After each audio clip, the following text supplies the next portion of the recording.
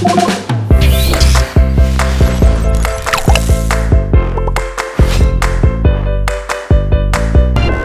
팀 내 사람들 다 착하더라고. 네. 아니 무슨 고상철 무슨 김윤석 무슨 김종률. 그게 뭐야 그것들은? 처음 들어보죠. 처음 들어봤는데 그 전신밖에 모르는데 아 이런. 그래서 녹음할 수 있겠죠? 똑같아요. 만약에 사무실에서 와이프가 있으면 난 작살났어 그냥. 이런 씨. 그러면서 나 나갔을 건데 여보 사랑해요. 안녕하세요. 네, 안녕하세요. 네, 설춘환의 마수열전. 저는 설춘환입니다. 여러분 대단히 반갑습니다. 7, 8월의 어느 여름, 네, 여러분들을 만나 뵈러 왔습니다. 부동산 투자자들이 꼭 알아야 되는 다양한 내용들이 있는데요. 그 중에 오늘은 대한민국 최고의 부동산 등기, 상업 등기 법무사님을 모셨습니다. 네, 우리 권점희 법무사님, 안녕하세요. 안녕하세요. 네. 권점희 법무사님. 네. 네, 오랜만에 뵙는데요. 네. 우리 권점희 법무사님 먼저 자기소개 간단히. 네, 안녕하세요. 한길합동의 권점희 법무사라고 합니다. 네, 좋습니다.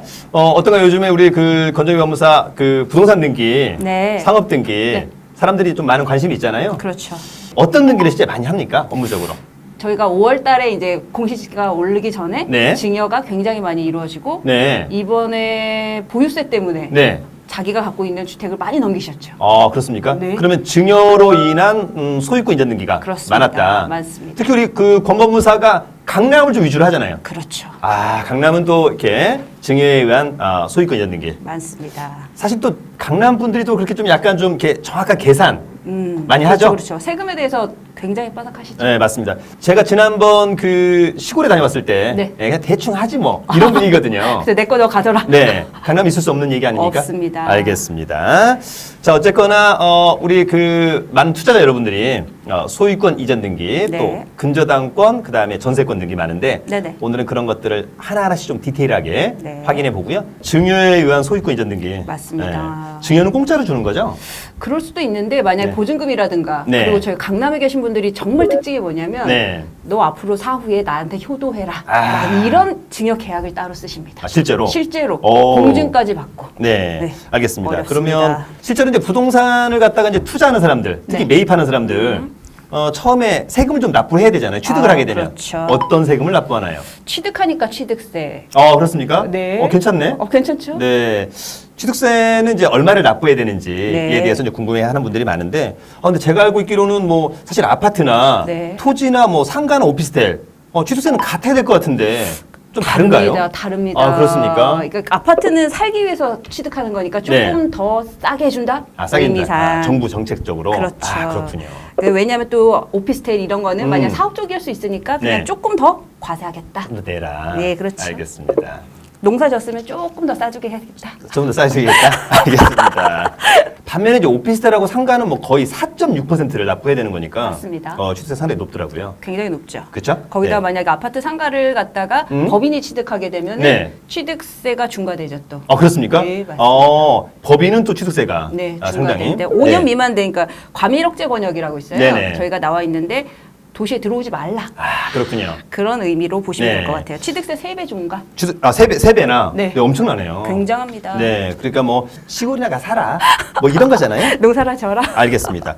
반면에 이제 뭐 고급 주택이라든지 별장, 네. 이건 좀 취득세가 훨씬 더 높아요. 그렇죠. 5배 중과. 5배. 네. 이 취득세는 누가 먹는 겁니까? 그 과세관청. 과세관청. 네. 시군구청. 시군구청. 자, 다시 한번. 지방세. 취득세는 누가 먹나요? 시군구청이 맞습니다. 시군구청 없으니까. 과세를 하죠. 과세 주체가. 알겠습니다. 근데 불편하네요. 그러네요. 오늘 방송이. 죄송합니다. 네, 사실 권법 되게 저 원탑이라고 좀 얘기했는데 투탑으로 떨어질 것 같습니다. 그럴 리가. 알겠습니다. 만약에 제가 어떤 부동산을 아파트를 우리 권법무사한테 팔아요, 그죠? 네. 네, 그러면 제가 이제 매수인 매수인. 아닙니까? 네. 그럼 저는 어떤 서류를 준비해서 우리 매수인한테 줘야 됩니까? 일단 소유권을 저희가 넘기기 위해서 매매를 했다고 하면 매매 계약서가 있어야 계약서가 있고, 있어야 되네. 계약서가 일단. 있어야 되고 네. 뭐 저희가 부동산 중개인을 꼈는지 안 꼈는지 네, 네, 따라서 네. 부동산 중개인이 계시냐에 따라서 약간씩 달라지는데 네, 네. 둘이서 그냥 한다라고 네, 생각하면 네, 네. 그다음에 등기를 할 수 있는 거는 그걸 업으로 할 수 있는 거는 변호사나 법무사만 가능해요. 아, 네. 네, 비용 받고 하신 사람? 그렇죠. 네. 근데 만약 둘이서 하겠다 그러면 둘이 같이 손잡고 등기소 가면 됩니다. 아, 등기는 원래 같이 가서 하는 거죠? 그렇죠. 그걸 공동 신청주의? 맞습니다. 알겠습니다. 네, 네. 등기 권리자 의무자 같이 네. 가서 해야 아, 됩니다. 네. 그리고 이제 넘기시니까 네. 매도에 있는 매도인 인감증명을 준비하셔야 되는데 네. 매수인의 인적사항이 그대로 다 들어가 있는. 그러면 제가 여기서 하나 궁금한 게 네. 사실은 제가 예전에 네. 한번 매도를 했었어요. 네네. 그래서 제가 인감증명서 떼줬죠. 네. 그랬더니 변호사가 이런 거 떼주면 안 된다. 아. 매도용 인감증명서가 있다는 거예요. 맞습니다. 부동산이나 색깔이 다릅니까? 아니요, 색깔 똑같습니다. 색깔 똑같습니까? 네. 똑같은데 매수인의 인적사항이 들어가 있죠. 아, 인적사항이. 네. 맞아요. 일반 인감증명서는 그게 없잖아요. 없죠. 그리고 네. 용도가 특별하게 매도용이 아니면 네. 인감증명서는 용도를 중요하게 생각하지 않습니다. 그렇습니까? 네. 그럼 매도용 인감증명서에는 매수인 인적사항. 이걸 넣어줘야 되는 이름, 거구나. 주민등록번호, 주소까지. 얼굴은요? 얼굴은 안 갑니다. 안 갑니까? 예. 알겠습니다. 그 다음에 등기 권리증도 필요하죠. 필요합니다. 네. 일명 땅문서, 직문서. 그렇죠. 옛날 어른들은 이제 그 음. 계약서에 이제 언제 등기가 됐다 이런 네. 게 찍혀 있었는데 최근에 이제 전자등기로 바뀌면서 아. 등기 필증 보셨을 텐데 네네, 봤습니다. 뭐 누구나 다 갖고 계시잖아요. 네네. 필증 한두 가지는 그러면 이제 스티커 떼서 번호 네. 알려주시면 됩니다. 아, 그렇군요. 네. 만약에 이 등기 권리증을 분실하면 어떻게 해요? 이거 집을 잃어버리는 건가요? 아니요. 네. 그 등기 권리증이 자기가 가지고 있는 물건을 표상하지는 않고요. 네. 그럴 경우에는 만약에 등기를 신청하는 법무사나 네. 변호사가 네. 등기 의무자를 직접 확인합니다. 그래서 그렇습니까? 이 설춘환이 맞는지 네. 신분증이랑 본인을 확인해서 네. 자필로 서명을 해서 나는 설춘환이 맞다. 아. 이름도 쓰고 네네. 그 다음에 오른쪽 네. 엄지 도장을 찍는 우무인을 찍습니다. 이게 우무인. 그렇습니다. 그게 확인 서면 절차군요. 맞습니다. 그러니까 하여튼 뭐 등기 권리증은 가급적이면 분실하면 안 되겠지만 네. 재발급이 되나요, 이게? 재발급이 안 됩니다. 안 되죠? 네. 그래서 재발급이 안 되기 때문에 좀 기분은 나쁠 수 있지만 어쨌거나 그래도 좀 나중에 업무 처리를 위해서는 분실하면 안 되겠네요. 그렇죠. 그렇지만 그, 또 의외로 재발급이 안 되니까 안전하죠. 네, 안전하구나. 안전하죠. 그러네요. 그러니까 안 계신데 사모님 가서 재발급 받았어요. 네. 매도 인감증명도 뗄 수 있잖아요. 그러네요. 네. 다 버릴 수 있네요. 그렇죠. 그러네요. 훨씬 더 안전한 거라고 볼 수 있습니다. 원래 등기 권리증은 어디다가 보관을 해야 되나요? 방인가요? 거실인가요? 장롱한? 장롱안 좋습니다. 자, 우리 시청자 여러분, 등기 권리증은 장롱안이 가장 안전하다, 그죠? 이렇게 정리하면 될 것 같습니다. 하여튼 우리는 좀 돈이 없어가지고 금고가 없어서 그래요. 금고 있으면 그러네요. 금고 다 넣어놓는 건데. 아니면 없애버리는 게 좋겠습니다. 알겠습니다. 네, 재발급이 안 되는 거니까. 그렇지. 알겠습니다. 하여튼 우리 권정희 법무사가 이런 방송이 또 처음이잖아요. 맞습니다. 자주 했습니까? 아니요, 처음입니다. 저도 사실 이렇게 또 발굴하기 쉽지 않은데, 네, 권정희 법무사. 네. 말 잘할 줄 알고 지금 모셨는데요. 네. 아이고. 그냥 웃기는 거잖아요. 이러면 안 되잖아요. 네. 이 반전이 좋죠. 반전이 좋죠. 그럼요. 좋습니다. 얼마 진실돼 보입니까? 알겠습니다. 네. 자, 어쨌거나 그럼 다시 한번 정리하자면, 일단은 저로서는, 매매 계약서. 네.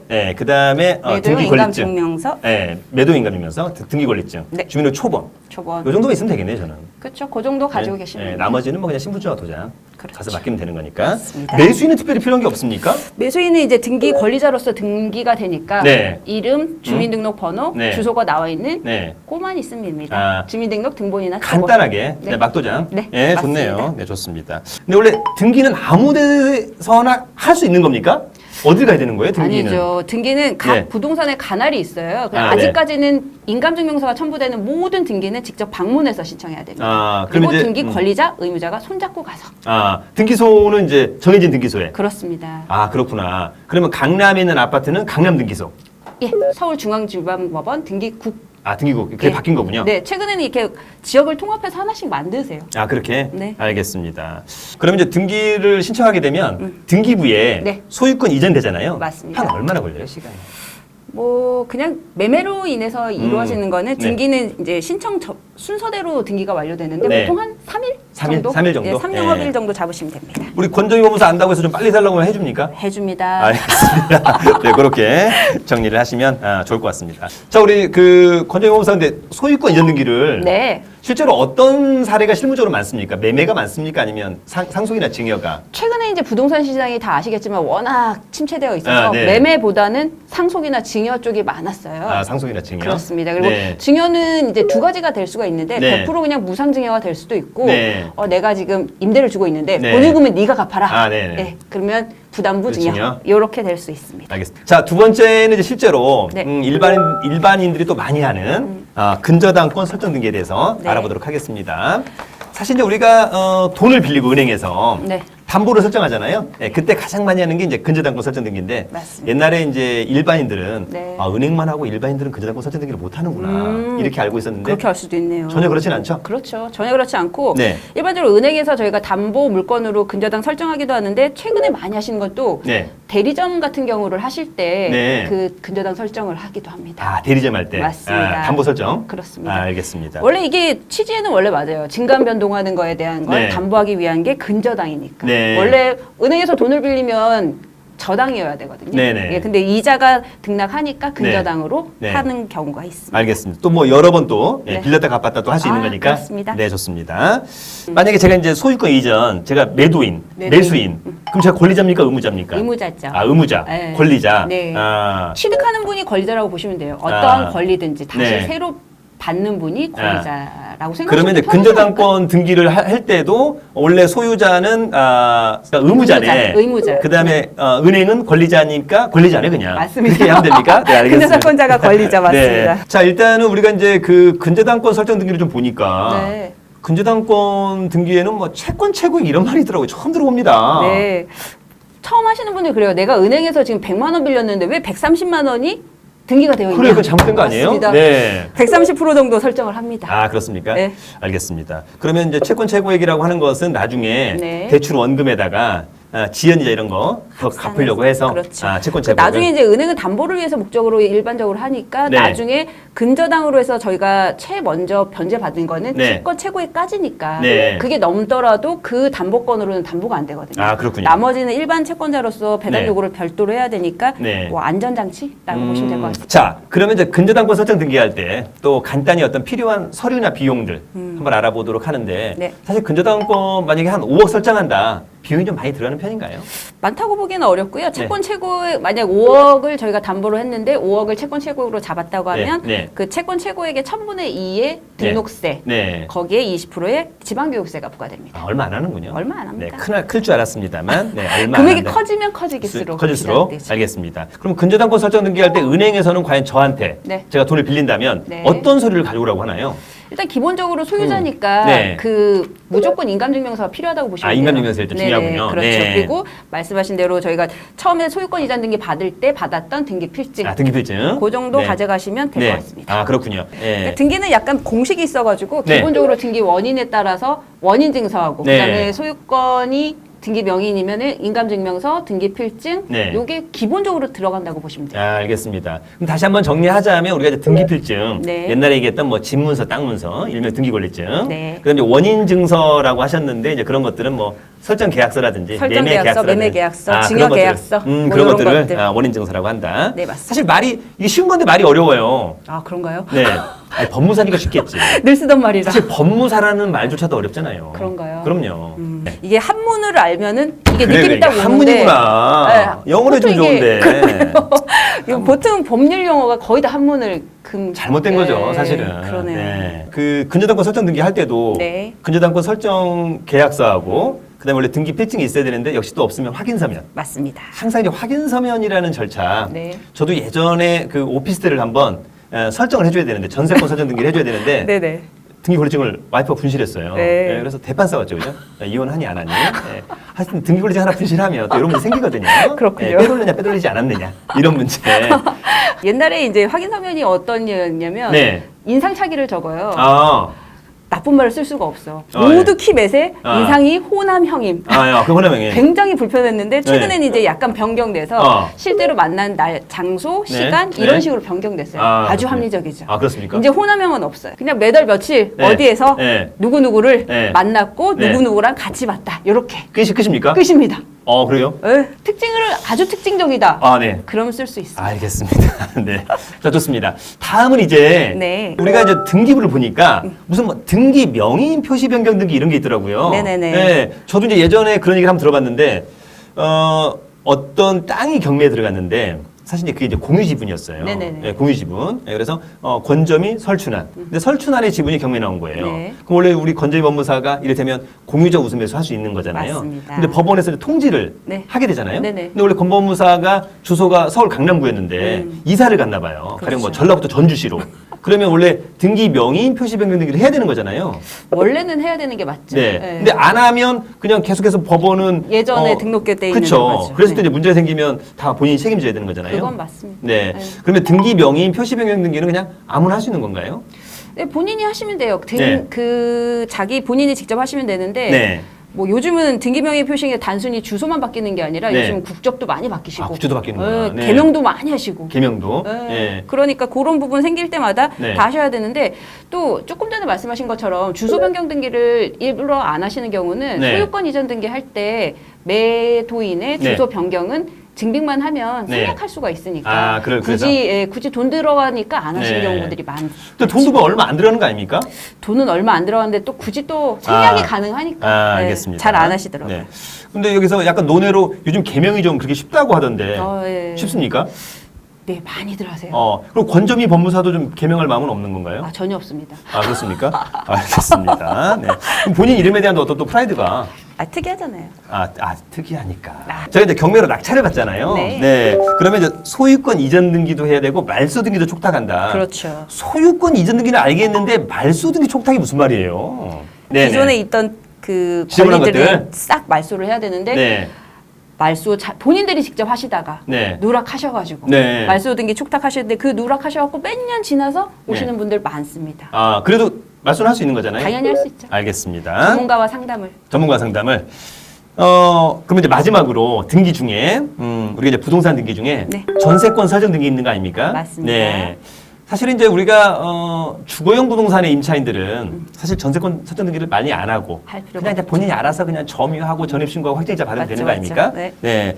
반면에 이제 그래도 나는 전세권 설정 등기를 해야 되겠다 이런 사람도 있고 전세금이 크면은 네. 더 그렇죠. 불안하죠. 맞습니다. 그다음에 상가나 오피스텔, 예, 또는 이제 환산보증을 초과하는 사람들은 우선 면제권 없으니까 없죠. 전세권 설정 등기 해야 되는데 네.